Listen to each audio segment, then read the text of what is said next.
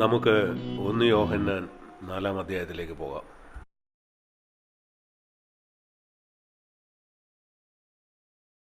നാം എല്ലാവരും പിടിക്കപ്പെടേണ്ട ഏറ്റവും പ്രധാനപ്പെട്ട ഒരു സത്യമാണ് ഇത്. ഈ സത്യത്തെപ്പറ്റി പരാമർശിക്കുന്നത് 1 യോഹന്നാൻ 4-ന്റെ 16-ാം വാക്യം മുതൽ താഴോട്ട് 19-ാം വാക്യം വരെയാണ്. ഈ വാക്യങ്ങൾ ഞാൻ വായിക്കുന്നത് ലിവിങ് ബൈബിളിൽ നിന്നാണ്. ദൈവം നമ്മെ എത്രമാത്രം സ്നേഹിക്കുന്നെന്ന് നമുക്കറിയാം. കാരണം അവൻ്റെ സ്നേഹത്തെ ഞങ്ങൾ അറിഞ്ഞിരിക്കുന്നു, ഞങ്ങളത് വിശ്വസിച്ചിരിക്കുന്നു. അവൻ നമ്മെ ആഴമായി സ്നേഹിക്കുന്നെന്ന് അവൻ പറയുമ്പം, ദൈവം സ്നേഹമാണ്, സ്നേഹത്തിൽ ജീവിക്കുന്ന എല്ലാവരും ദൈവത്തിൽ ജീവിക്കുന്നു, ദൈവം അവനിൽ വസിക്കുന്നു. നാം ദൈവത്തിൽ ജീവിക്കുമ്പം നമ്മുടെ സ്നേഹം കൂടുതൽ പൂർണ്ണമായി വളരുന്നു. അതിനാൽ ന്യായവിധിയുടെ നാളിൽ നാം ഭയപ്പെടുകയില്ല. അതിനാൽ നമുക്ക് അവനെ ആത്മവിശ്വാസത്തോടെ നേരിടാൻ കഴിയും. കാരണം അവൻ നമ്മെ സ്നേഹിക്കുന്നു, നാമും അവനെ സ്നേഹിക്കുന്നു. നമ്മെ പൂർണ്ണമായി സ്നേഹിക്കുന്ന ഒരാളെ നമ്മൾ ഭയപ്പെടേണ്ട ആവശ്യമില്ല. അവൻ്റെ ആ പൂർണ്ണ സ്നേഹം അവൻ നമുക്ക് ദോഷം ചെയ്യും എന്നുള്ള ചിന്തയിൽ നമ്മളെ പൂർണ്ണ സ്വതന്ത്രരാക്കുന്നു. അവൻ നമ്മെ എന്ത് ചെയ്യും എന്നുള്ള ഭയം നമ്മുടെ ഉള്ളിലുണ്ടെങ്കിൽ അവൻ്റെ തികഞ്ഞ സ്നേഹം നാം മനസ്സിലാക്കിയിട്ടില്ല എന്നാണ് അത് കാണിക്കുന്നത്. അവൻ ആദ്യം നമ്മളെ സ്നേഹിച്ചതുകൊണ്ടാണ് നാം അവനെ സ്നേഹിക്കുന്നത് നമുക്കറിയാം. മിക്ക ക്രിസ്ത്യാനികൾക്കും, പ്രത്യേകിച്ച് അവർ ചെറുപ്പമായിരിക്കുമ്പോൾ, ലോകത്തെ സ്നേഹിക്കാതിരിക്കുക എന്നത് വളരെ ബുദ്ധിമുട്ടാണ്. അതുപോലെ പണത്തെ സ്നേഹിക്കാതിരിക്കുക, ദൈവത്തെ അല്ലാതെ മറ്റൊന്നിനെയും സ്നേഹിക്കാതിരിക്കുക എന്നുള്ള വളരെ ബുദ്ധിമുട്ടായിരിക്കും. അനേകർക്കും അവർ സത്യസന്ധരാണെങ്കിൽ അവർ സമ്മതിക്കും ഇതൊരു വലിയ പോരാട്ടമാണ്. ലോകത്തിലുള്ള മറ്റു പല കാര്യങ്ങളും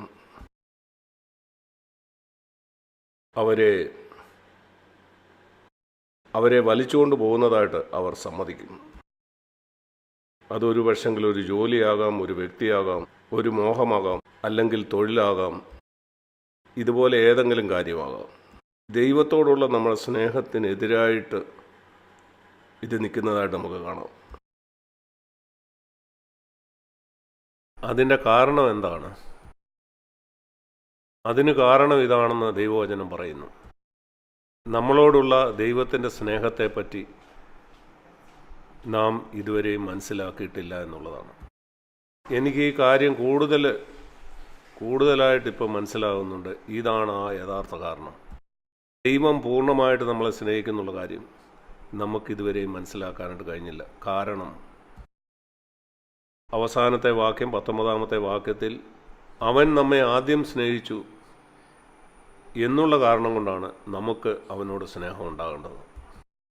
നാം അവനെ സ്നേഹിക്കുന്നതിന് കാരണം അവൻ ആദ്യം നമ്മെ സ്നേഹിച്ചു എന്നുള്ളതുകൊണ്ടാണ്.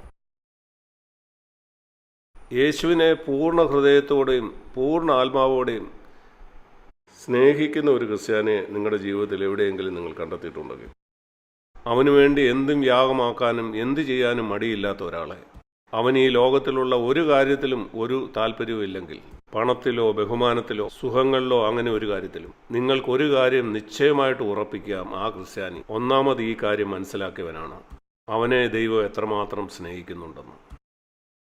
അതുകൊണ്ടാണ് അവന് ക്രിസ്തുവിനോടുള്ള ഈ ആഴമായ സ്നേഹം അവൻ്റെ ഉള്ളിലുണ്ടായത്. എന്തുകൊണ്ടാണ് കർത്താവ് ഒരു സഭയോട് ഇപ്രകാരം പറഞ്ഞത്? നീ ഉഷ്ണവാനുമല്ല ശീതവാനുമല്ല, നിനക്ക് അല്പം സ്നേഹം എന്നോടുണ്ട്. നീ പൂർണ്ണ ഹൃദയത്തോടെ എന്നെ സ്നേഹിക്കുന്നില്ല, എന്നാൽ നീ അവിശ്വാസികളെ പോലെ അല്ലതാനും. അവരെന്നെ അല്പം പോലും സ്നേഹിക്കുന്നില്ല. നിനക്ക് അല്പസ്നേഹമുണ്ടോ? നാം ചിന്തിക്കും അതൊരു നല്ല കാര്യമാണെന്ന്. അനേക ക്രിസ്ത്യാനികളും ചിന്തിക്കുന്നു ഞാൻ യേശുവിനെ അല്പസ്വല്പം സ്നേഹിക്കുന്നുണ്ട്. കുഴപ്പമില്ല. ഞാൻ നിങ്ങളോട് പറയട്ടെ, അതിൽ കുഴപ്പമുണ്ട്. ശരിക്കു പറഞ്ഞാൽ കർത്താവ് ലവദോക്കയിലുള്ള സഭയോട് ഇങ്ങനെ പറഞ്ഞു, നീ ശീതോഷ്ണവാനാകയാൽ ഞാൻ എൻ്റെ വായിൽ നിന്ന് നിന്നെ ഉമിഴ്ന്നു കളയും. അതിൻ്റെ അർത്ഥം പൂർണ്ണമായിട്ട് എന്നെ സ്നേഹിക്കാത്ത ഒരാളെ എനിക്ക് വേണ്ട. കാരണം കർത്താവിൻ്റെ സ്നേഹം അത് പൂർണ്ണമാണ്, അത് ആഴമുള്ളതാണ്. കർത്താവ് നമ്മളെ സ്നേഹിക്കുന്നത് പകുതി ഹൃദയത്തോടെ അല്ല. അവൻ നമ്മിൽ നിന്നും അപ്രകാരമുള്ള ഒരു സ്നേഹമാണ് പ്രതീക്ഷിക്കുന്നത്. അതുകൊണ്ട് നാം ഇവിടെ കണ്ടു അവനോടുള്ള നമ്മുടെ സ്നേഹം അവൻ നമ്മെ സ്നേഹിക്കുന്നതിൽ നിന്നാണ് വരുന്നതെന്ന്. എല്ലാത്തരം ജാതീയ മതങ്ങളും അവർക്കെന്തിനെയാണോ ഭയം അതിനെയാണ് അവരാരാധിക്കുന്നത്. ശരിക്കു പറഞ്ഞാൽ ഒരു ജാതീയ മതത്തെ അങ്ങനെയാണ് നാം മനസ്സിലാക്കുന്നത്. ഒരു ജാതീയ മതത്തിൻ്റെ പ്രാഥമികമായിട്ടുള്ള ലക്ഷണം ഇതാണ്: ഭയപ്പെടേണ്ട ഒരു ദൈവമാണ് അവർ ദൈവമായിട്ട് ആരാധിക്കുന്നത്. ഇങ്ങനെയുള്ള ഒരു ദൈവത്തെ ആരാധിക്കുന്ന അവരും അപ്രകാരം തന്നെ ആയിരിക്കും. അവരും സ്നേഹമുള്ളവരോ കരുണയുള്ളവരോ ആയിരിക്കില്ല. അവരും മറ്റുള്ളവരെ ഭയപ്പെടുത്തുന്നവരായിരിക്കും. ഇപ്രകാരമുള്ള ക്രിസ്തീയ നേതാക്കന്മാരുമുണ്ട്. അവരോട് നിങ്ങൾക്ക് അടുത്തെല്ലാം കഴിയില്ല. കാരണം അവരെ നിങ്ങൾക്ക് ഭയമായിരിക്കും. അടുത്തെല്ലാം കഴിയുന്നവരല്ല. കാരണം അങ്ങനെയുള്ളൊരു ദൈവത്തെയാണ് അവർ ആരാധിക്കുന്നത്. പഴയ നിയമത്തിലെ ഒരു വാക്യമുണ്ട്, അവിടെ ഇപ്രകാരമാണ് പറയുന്നത്. അത് സങ്കീർത്തനം 115:8 അവയെ ഉണ്ടാക്കുന്നവൻ അവയെ പോലെയാകുന്നു. അതിനെ ആരാധിക്കുന്നവനും അങ്ങനെ തന്നെയാണ്. അവരങ്ങനെ ഒരു ദൈവത്തെ ആരാധിക്കുമ്പോൾ അവരും അതുപോലെ ആവും. അവരാരാധിക്കുന്ന ദൈവം അങ്ങനെയാണോ അതുപോലെ അവരും ആവും. ഈ പ്രമാണം അതെപ്പോഴും സത്യമാണ്. നിങ്ങൾ ആരാധിക്കുന്ന ദൈവം അവനോട് നിങ്ങൾക്ക് അടുത്ത് ചെല്ലാൻ കഴിയില്ലെങ്കിൽ നിന്റെ അടുക്കലും അതുപോലെ ആയിരിക്കും. ആളുകൾക്ക് നിന്റെ അടുക്ക വരാനായിട്ട് കഴിയില്ല. ആളുകൾ നിന്നിൽ നിന്ന് അല്പം ദൂരെ നിൽക്കണം. കാരണം നിങ്ങൾ ആരാധിക്കുന്ന ദൈവത്തെ പോലെ ആയിരിക്കും നിങ്ങളും. നീ ആരാധിക്കുന്ന ദൈവത്തോട് ആർക്കും അടുത്ത് വരാൻ കഴിയത്തില്ല, നിന്നോടും കഴിയില്ല. അതുകൊണ്ട് ഇത് വളരെ പ്രധാനപ്പെട്ടതാണ്. ദൈവത്തെ പറ്റിയുള്ള നമ്മുടെ ഈ തെറ്റായിട്ടുള്ള മനോഭാവങ്ങൾ നമ്മുടെ ഹൃദയത്തിൽ നിന്നും പുറത്തു പോകേണ്ട ആവശ്യമുണ്ട്. ഞാൻ പറഞ്ഞതുപോലെ എല്ലാ ജാതീയ മതങ്ങളും അവർ ഭയപ്പെടേണ്ട ഒരു ദൈവത്തെയാണ് ആരാധിക്കുന്നത്.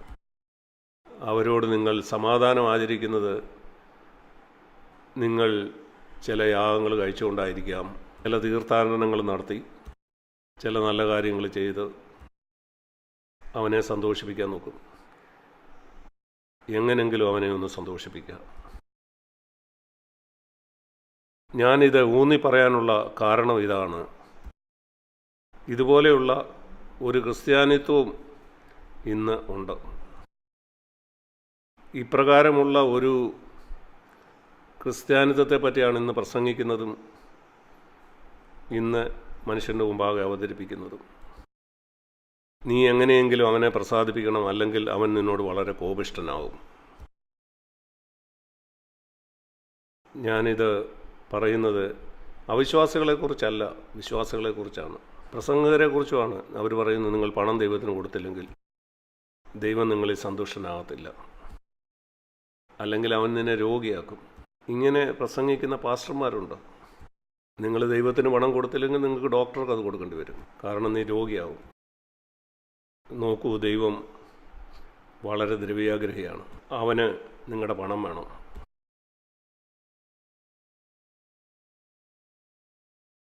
ഞാൻ നിങ്ങളോട് ചോദിക്കട്ടെ, നിങ്ങൾക്ക് എന്തു തോന്നുന്നു? ഉദാഹരണത്തിന് നിങ്ങളൊരു 40 കൊല്ലമായിട്ടൊരു ക്രിസ്ത്യാനിയാണ്. നിങ്ങൾ ദൈവത്തിന് 1 രൂപ പോലും കൊടുത്തിട്ടില്ല. ദൈവം നിങ്ങളെക്കുറിച്ച് എന്ത് ചിന്തിക്കും? നിങ്ങളുടെ ജീവിതകാലം മുഴുവനും ദൈവപ്രവർത്തിക്കായിട്ട് നിങ്ങൾ 1 രൂപ പോലും കൊടുത്തിട്ടില്ല. ഉത്തരം വേണ്ട ഒരു നല്ല ചോദ്യമല്ലേ ഇത്? എനിക്ക് തോന്നുന്നില്ല എന്തെങ്കിലും വ്യത്യാസമുണ്ടെന്ന്. ഇല്ല, ഈ ദൈവത്തെയല്ല ഞാൻ ആരാധിക്കുന്നത്. ഞാൻ ഉദ്ദേശിക്കുന്നത്, എൻ്റെ ഭാര്യ കഴിഞ്ഞ 40 കൊല്ലമായിട്ട് 1 രൂപ പോലും എനിക്ക് തന്നിട്ടില്ല. എൻ്റെ അവളോടുള്ള മനോഭാവം മാറുമോ? ദൈവം എന്നേക്കാൾ നല്ലവനാണോ അതോ മോശപ്പെട്ടവനാണോ? അതാണ് എൻ്റെ ചോദ്യം. നമ്മുടെ സങ്കല്പത്തിലുള്ള ഒരു ദൈവത്തെയാണ് നാം ആരാധിക്കുന്നത്, വേദപുസ്തകത്തിലെ ദൈവമല്ലത്. നമ്മുടെ സങ്കല്പത്തിലൂടെ നമ്മൾ സൃഷ്ടിച്ചെടുത്ത ഒരു ദൈവത്തെയാണ് നമ്മൾ ആരാധിക്കുന്നത്. ഒരത്ഭുതവുമില്ല നമ്മളിൽ പലരുടെയും ജീവിതം സന്തോഷമല്ലാതിരിക്കുന്നതിന്. ദൈവത്തെ പോലെ കൂടെ ജീവിക്കാൻ കഴിയുന്ന മനോഹരനായ വേറൊരാളില്ല. വേദപുസ്തകം പറയുന്നു, അവൻ്റെ സന്നിധിയിൽ സന്തോഷത്തിൻ്റെ പരിപൂർണതയുണ്ട്. നിങ്ങൾ ദൈവത്തോടു കൂടെ ജീവിച്ചാൽ നിങ്ങൾ വളരെ സന്തോഷവാനായ ഒരാളായിരിക്കും. ഞാൻ പറയട്ടെ, നിങ്ങൾ വെറുവെറുപ്പുകാരനോ മുഖം വാടിയവനോ ആയിരിക്കുകയില്ല. വിഷാദമുള്ളവൻ, നീണ്ട മുഖമുള്ള ഒരാൾ, അങ്ങനെ ആയിരിക്കുകയില്ല ദൈവത്തോടൊപ്പം ജീവിച്ചാൽ. അത് അസാധ്യമാണ്. ജാതികളുടെ ദൈവത്തോടൊപ്പം ആണെങ്കിൽ അങ്ങനെ തന്നെ ആയിരിക്കും. വെറുവെറുപ്പുകാരായി മുഖമൊക്കെ വീർത്ത് അനേക ക്രിസ്ത്യാനികൾ മറ്റേതോ ദൈവത്തോടൊപ്പമാണ് ജീവിക്കുന്നത്. അവർ വെറുവെറുപ്പുകാരും വീർത്ത മുഖമുള്ളവരുമാണ്, കായ്പുള്ളവരും അടുത്ത് ചെല്ലാൻ കഴിയാത്തവരും വളരെ സ്വാർത്ഥരും. ദൈവം സ്വാർത്ഥതയുള്ള ഒരാളാണ്. ദൈവം എത്ര വിശാല ഹൃദയനാണ്. അവൻ കണക്കൊക്കെ കൂട്ടി എത്ര നമുക്ക് തരണമെന്ന് ഇങ്ങനെ വിചാരപ്പെടുന്ന ഒരാളല്ല. വിശാല ഹൃദയനാണ്, സ്നേഹമുള്ളവനാണ്. സ്നേഹം എപ്പോഴും അങ്ങനെയാണ്. അതുകൊണ്ട് നാം ഇത് കണ്ടെത്തണം. ഏതെങ്കിലും ഒരു തരത്തിലുള്ള ഭയം നമ്മുടെ ഹൃദയത്തിലുണ്ടോ? നമ്മുടെ ചിന്തയിലായിരിക്കാം, ഞാനിങ്ങനെ ചെയ്തില്ലെങ്കിൽ ദൈവം എന്നോട് ഇങ്ങനെ ചെയ്യുമോ? ഇവിടെ പറയുന്നത് എന്താണെന്ന് നോക്കൂ. 18-ാം വാക്യത്തിൻ്റെ മധ്യഭാഗത്ത്, നിങ്ങൾ ഭയപ്പെടുന്നുണ്ടെങ്കിൽ, നമ്മളോട് അവൻ എന്ത് ചെയ്യും എന്ന് നിങ്ങൾ ഭയപ്പെടുന്നുണ്ടെങ്കിൽ, അത് കാണിക്കുന്നത് അവൻ നമ്മെ പൂർണ്ണമായി സ്നേഹിക്കുന്നത് നമ്മൾ മനസ്സിലാക്കിയിട്ടില്ലെന്നാണ്. ദൈവം ഇങ്ങനെ എന്തെങ്കിലും നിങ്ങളോട് ചെയ്യുമെന്ന് നിങ്ങൾക്കൊരു ചെറിയ ഭയമുണ്ടെങ്കിൽ, അത് എന്ത് കാരണം കൊണ്ടും ആയിക്കോട്ടെ, എൻ്റെ അടുക്കൽ വന്ന് ആളുകൾ ഇങ്ങനെയുള്ള ചോദ്യങ്ങൾ ചോദിക്കാറുണ്ട്. അവരുടെ ജീവിതത്തിൽ ചില പ്രയാസങ്ങളോ ചില ബുദ്ധിമുട്ടുകളോ ഉണ്ടാകുന്ന സമയത്ത് അവരിങ്ങനെ ചോദിക്കും, സഹോദര, ഞാൻ കഴിഞ്ഞ കാലത്ത് ചെയ്ത പാപത്തിൻ്റെ ഫലമാണോ ഞാനിപ്പോൾ അനുഭവിച്ചുകൊണ്ടിരിക്കുന്നത്? ദൈവം അവരോട് എന്തോ ചെയ്യുകയാണെന്ന് അവർ ഭയപ്പെടുകയാണ്. ദൈവം അവരെ സ്നേഹിക്കുന്നുണ്ടുള്ള കാര്യത്തിൽ അവർക്ക് ഉറപ്പില്ല. അവൻ എന്നോട് എന്ത് ചെയ്യും എന്ന് ഞാൻ ഭയപ്പെട്ടുകൊണ്ടിരുന്നാൽ അത് കാണിക്കുന്ന ദൈവം നിങ്ങളെ സ്നേഹിക്കുമെന്നുള്ള ബോധ്യം നിങ്ങൾക്കില്ലെന്നാണ്. നിങ്ങളുടെ ജീവിതത്തിൽ നിങ്ങൾ കൊയ്യുന്നതെല്ലാം, എൻ്റെ വിശ്വാസം ഞാൻ പറയാം, നിങ്ങളുടെ കാര്യം എനിക്കറിയില്ല, എന്നാൽ എൻ്റെ വിശ്വാസം എങ്ങനെയാണ്. ഞാൻ എൻ്റെ ജീവിതത്തിൽ ചെയ്തിട്ടുള്ള പാപത്തെക്കുറിച്ച് ചിന്തിച്ചാൽ എത്രയോ കാര്യങ്ങൾ ഞാൻ എൻ്റെ ജീവിതത്തിൽ കൊയ്യേണ്ടതാണ്. എന്നാൽ യേശു കാൽവറിയിൽ അതെല്ലാം എനിക്ക് വേണ്ടി കൊയ്തു കളഞ്ഞു. അതുകൊണ്ട് കൊയ്യാനായിട്ട് എനിക്കൊന്നുമില്ല. അതുകൊണ്ട് ഞാൻ വളരെ സന്തുഷ്ടനാണ്. നിങ്ങൾ എന്തുകൊണ്ട് അരിഷ്ടനായിരിക്കുന്നു? ഇപ്പോൾ അതിന് കാരണം മനസ്സിലായോ?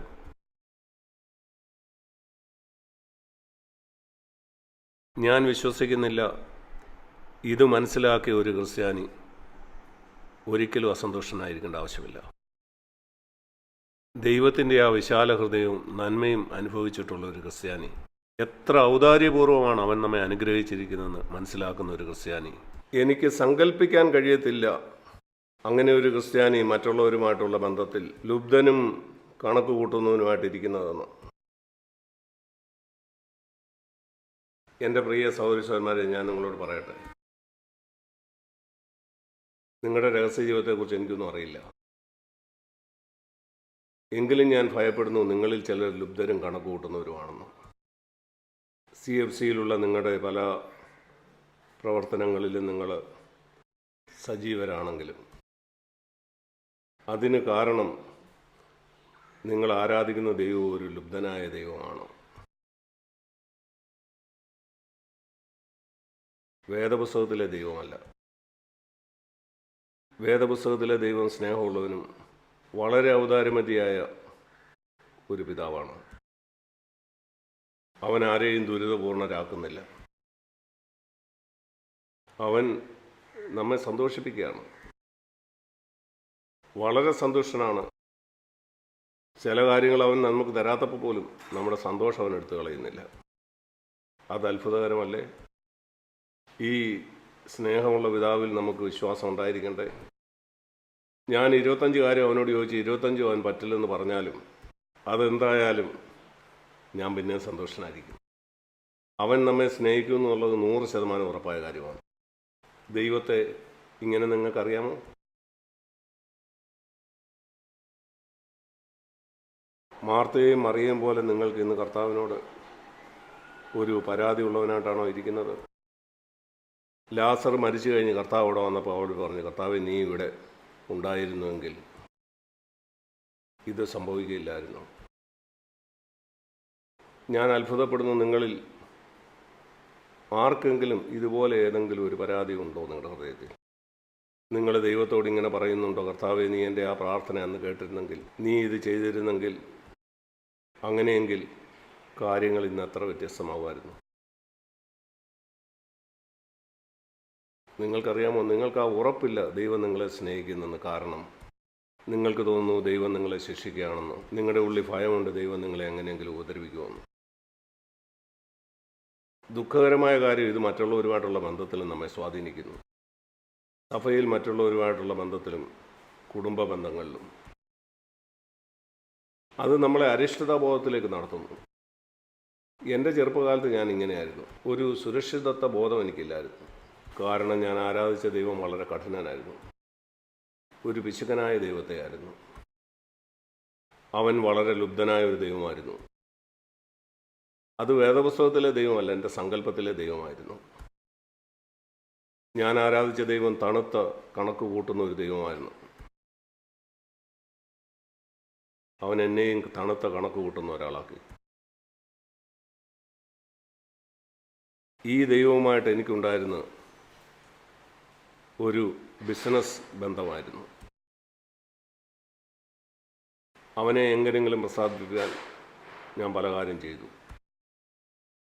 നിങ്ങൾക്കറിയാമല്ലോ, ഒരു നല്ല വഴിയിലൂടെ ദൈവത്തെ പ്രസാദിപ്പിക്കാൻ കഴിയും. അത് ചെയ്യുന്ന അവനോടുള്ള സ്നേഹം കൊണ്ടാണ്. മറ്റൊരു വിധത്തിലും നിങ്ങൾക്ക് അവനെ പ്രസാദിപ്പിക്കാൻ ശ്രമിക്കാം. നിങ്ങൾക്കറിയാമോ ജാതികൾ എങ്ങനെ ദൈവത്തെ പ്രസാദിപ്പിക്കുന്നെന്ന്? കാരണം അവർ ഭയപ്പെടുന്നു, അല്ലെങ്കിൽ അവരുടെ ദൈവം കോപിക്കുമെന്ന്.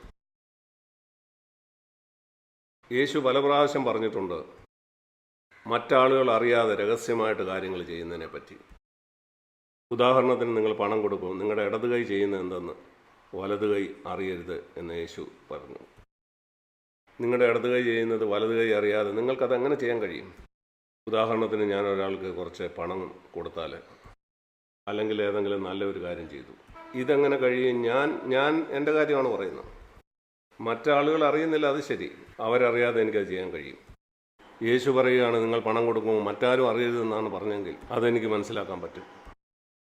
അങ്ങനെയും യേശു പറഞ്ഞിട്ടുണ്ട്, ശിക്ഷ കൊടുക്കുമ്പോൾ കപടഭക്തിക്കാരെ പോലെ കാഹളം ഊതരുത്. എന്നാൽ അവൻ അത് മാത്രമല്ല പറഞ്ഞത്. യേശു ഇങ്ങനെയും പറഞ്ഞു, നീ ദാനം കൊടുക്കുമ്പം നിന്റെ ഇടത് കൈ ചെയ്യുന്നത് എന്തെന്ന് വലത് കൈ അറിയരുത്. അതിനർത്ഥം നീ തന്നെ അത് അറിയരുത്. എങ്ങനെ അത് സാധ്യമാകും? ഞാൻ അതിനെപ്പറ്റി ചിന്തിച്ചു. ഞാൻ ചിന്തിക്കുന്നു, ചില പ്രയാസമുള്ള വാക്യങ്ങളിൽ നാം എത്തുമ്പോൾ അത് വിട്ടുകളഞ്ഞ് നാം മുന്നോട്ട് പോകരുത്. നാം മനസ്സിലാക്കാനായിട്ട് ശ്രമിക്കണം. ഞാൻ മനസ്സിലാക്കുന്ന ബുദ്ധിമുട്ടുള്ള വാക്യങ്ങൾ നമ്മൾ മനസ്സിലാകുന്നത് അത് പഠിച്ചുകൊണ്ടല്ല, അത് ധ്യാനിച്ചിട്ടുമല്ല. എന്നാൽ ആ വാക്യം പറയുന്ന പോലെ ചെയ്യാൻ നാം ശ്രമിച്ചാൽ നമുക്കതെന്താണെന്ന് മനസ്സിലാവും. അതുകൊണ്ട് നിങ്ങളിരുന്ന് ആ വാക്യം പഠിച്ചാൽ ഗ്രീക്കിലെയും മറ്റും പരിഭാഷകളൊക്കെ എടുത്ത് നിങ്ങൾക്ക് മനസ്സിലാകത്തില്ല. എന്നാൽ ആ വാക്യം പറയുന്നത് നിങ്ങൾ ചെയ്താൽ, നമ്മളത് കർത്താവ് നമ്മളോട് പറഞ്ഞതുപോലെ ചെയ്യാനായിട്ട് പരിശ്രമിച്ചാൽ, ഞാൻ മനസ്സിലാക്കുന്ന ഇതിൻ്റെ അർത്ഥം, നിങ്ങൾ ഒരാൾക്ക് എന്തെങ്കിലും കൊടുക്കുകയോ അവർക്ക് വേണ്ടി എന്തെങ്കിലും ചെയ്യുകയോ ചെയ്യുമ്പോൾ അത് നിങ്ങൾ പെട്ടെന്ന് മറന്നു പോകുന്ന വിധത്തിലായിരിക്കണം അത് ചെയ്യേണ്ടത്.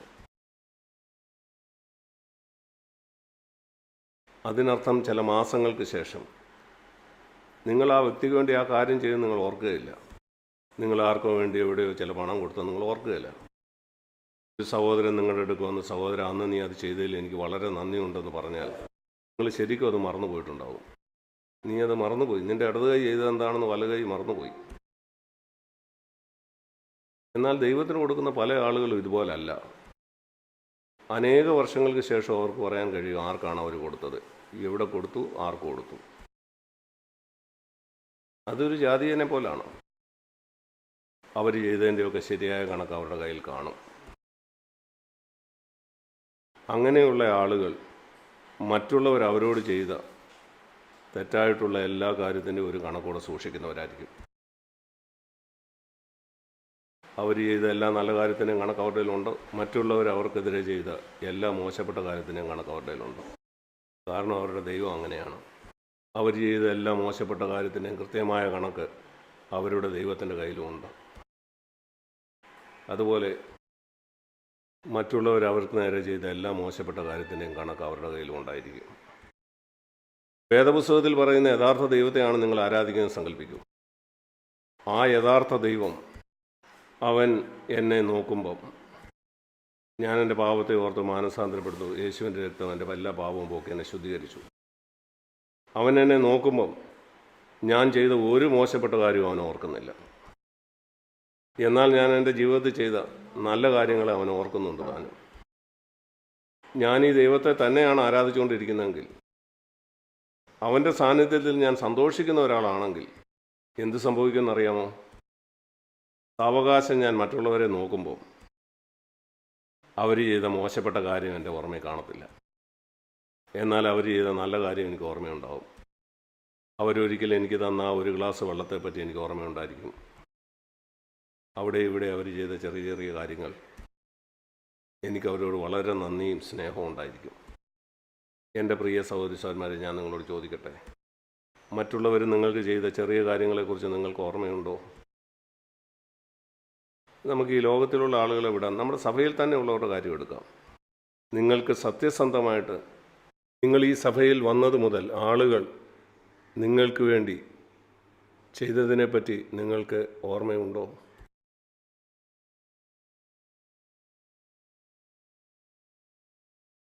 അതുപോലെ ആളുകൾ നിങ്ങളോട് ചെയ്ത മോശപ്പെട്ട കാര്യം മറക്കാനായിട്ട് നിങ്ങൾ ശ്രമിച്ചിട്ടുണ്ടോ? അങ്ങനെയെങ്കിൽ വേദപുസ്തകത്തിലെ ദൈവത്തെ നിങ്ങൾക്കറിയാം. നമുക്കെല്ലാവർക്കും യേശുവിനെ പോലെ ആകണമെന്ന് നാം എല്ലാവരും പറയാറുണ്ട്. എന്നാൽ യേശു ക്രിസ്തുവിൻ്റെ സ്വഭാവത്തിൻ്റെ ഒരു പ്രത്യേകത ഇതായിരുന്നു. യേശു പറഞ്ഞു, തൻ്റെ ശിഷ്യന്മാരിൽ ഒരാൾക്ക് നിങ്ങൾ ഒരു ഗ്ലാസ് തണുത്ത വെള്ളം കൊടുത്താൽ കർത്താവ് അത് ഒരിക്കലും മറക്കുകയില്ലെന്ന് പറഞ്ഞു. ഞാൻ പറഞ്ഞു, കർത്താവ് എനിക്ക് നിന്നെ പോലെ ആകണം. അതിനർത്ഥം ആരെങ്കിലും എവിടെ വെച്ചെങ്കിലും 20 കൊല്ലത്തിന് മുമ്പ് ഒരു ഗ്ലാസ് തണുത്ത വെള്ളം തന്നെങ്കിൽ ഞാനതൊരിക്കലും മറക്കാൻ ആഗ്രഹിക്കുന്നില്ല. ഒരു ഗ്ലാസ് തണുത്ത വെള്ളത്തേക്കാൾ എത്രയോ പ്രധാനപ്പെട്ട കാര്യങ്ങൾ നമ്മുടെ ജീവിതത്തിലുണ്ടോ? പൊതുവെ പറഞ്ഞാൽ നമ്മൾ എന്തുകൊണ്ടാണ് നന്ദിയില്ലാത്ത ആളുകളായിട്ട് തുടരുന്നത്? കാരണം നാം തെറ്റായ ഒരു ദൈവത്തെയാണ് ആരാധിക്കുന്നത്. നിങ്ങളവനെ യേശു എന്നായിരിക്കും വിളിക്കുന്നത്. അത് വേദപുസ്തകത്തിൽ പറയുന്ന യേശു അല്ല. നിങ്ങളവനെ പിതാവെന്നായിരിക്കും വിളിക്കുന്നത്. എന്നാൽ വേദപുസ്തകത്തിലുള്ള പിതാവല്ല. അതുകൊണ്ടാണ് ദൈവവചനം പറയുന്നത്, ഏക സത്യദൈവമായ നിന്നെ നീ അയച്ച ക്രിസ്തുവിനെ അറിയുന്നതാണ് നിത്യജീവൻ. അതുകൊണ്ടാണ് ദൈവവചനം പറയുന്നത്, ആരും ദൈവത്തെ കണ്ടിട്ടില്ല, അവൻ്റെ പുത്രനാവുന്ന യേശു അവനെ നമുക്ക് വെളിപ്പെടുത്തിയിരിക്കുന്നു. എന്നെ സംബന്ധിച്ച് എൻ്റെ ഏറ്റവും വലിയ ആഗ്രഹം പിതാവിനെ എനിക്ക് നന്നായിട്ട് അറിയണമെന്നാണ്. അതുപോലെ യേശു ക്രിസ്തുവിനെ നന്നായിട്ട് അറിയുക. കൂടുതൽ ഞാൻ യേശുവിനെ അറിയുമ്പം എനിക്ക് കൂടുതൽ പിതാവിനെ അറിയാൻ കഴിയും. എൻ്റെ പ്രിയ സഹോദരന്മാരെ നിങ്ങൾ ഉത്സാഹിപ്പിക്കാൻ ഞാൻ ആഗ്രഹിക്കുന്നു. ഇത് ഗൗരവമായിട്ടെടുക്കുക.